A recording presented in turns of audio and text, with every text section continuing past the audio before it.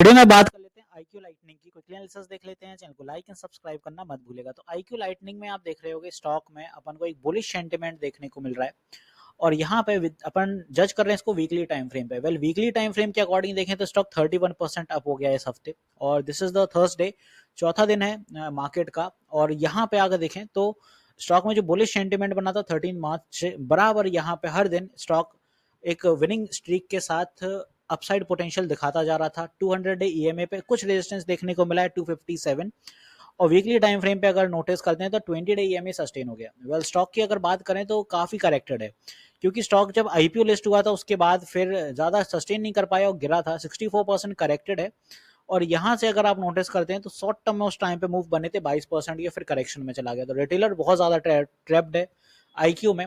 Finally अब यहाँ पे जो बुलिश कैंडल इस बार बनी है वीकली टाइम फ्रेम पे फुल बॉडी कैंडल, तो उससे बड़ी संभावना है कि भाई यहाँ पे अब स्टॉक एक ट्रेंड रिवर्सल कर सकता है। जैसे अगर आप देखें तो निफ्टी भी यहाँ पे 23,000 के से ऊपर सस्टेन कर चुका है और जो निफ्टी ने रैली करी है 22,000 से 23,1200 पॉइंट के आसपास की जो रैली रही है यहाँ पे वो भी काफी बेटर रही है और इसके वजह से अब पूरे मार्केट में ट्रेंड रिवर्सल देखने को मिल रहा है। तो आईक्यू भी उसी लाइन में साथ में रैली करते हुए नजर आ रहा है मार्केट के साथ, ट्रेंड के साथ।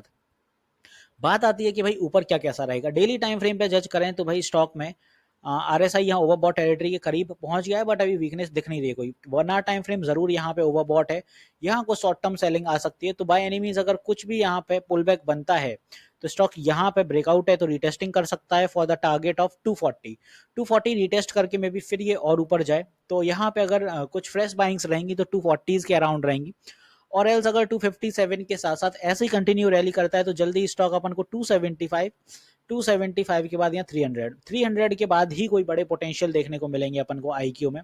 और उसमें अगर आप यहाँ पे फिब के लेवल भी लगा के देखें तो आपको एक आइडिया लग जाएगा। तो फिब के अकॉर्डिंग अगर अपन चलते हैं आईक्यू में तो आप पाओगे अभी 0.2 का लेवल जो था फिब का वो था 242, 0.3 का लेवल जो है अपना वो आता है 286 और इसके बाद अपन को 300 का हर्डल मिलेगा साइकोलॉजिकल लेवल।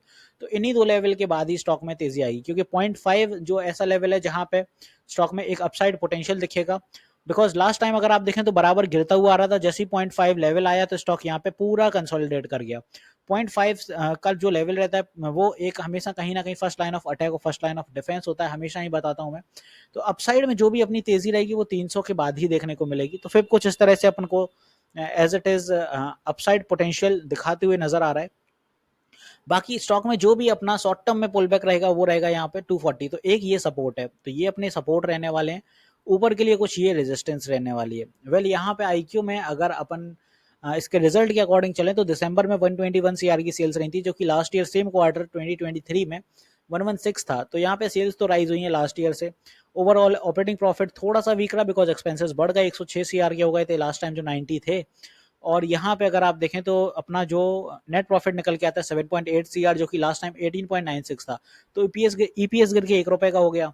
इन्वेस्टर्स में देखें तो एफआई के स्टेक 0.66 के रहेंगे और डीआई के स्टेक 1.74। प्रमोटर्स अगर देखें तो इंटैक्ट देखने को मिल रहे हैं 72.50% से।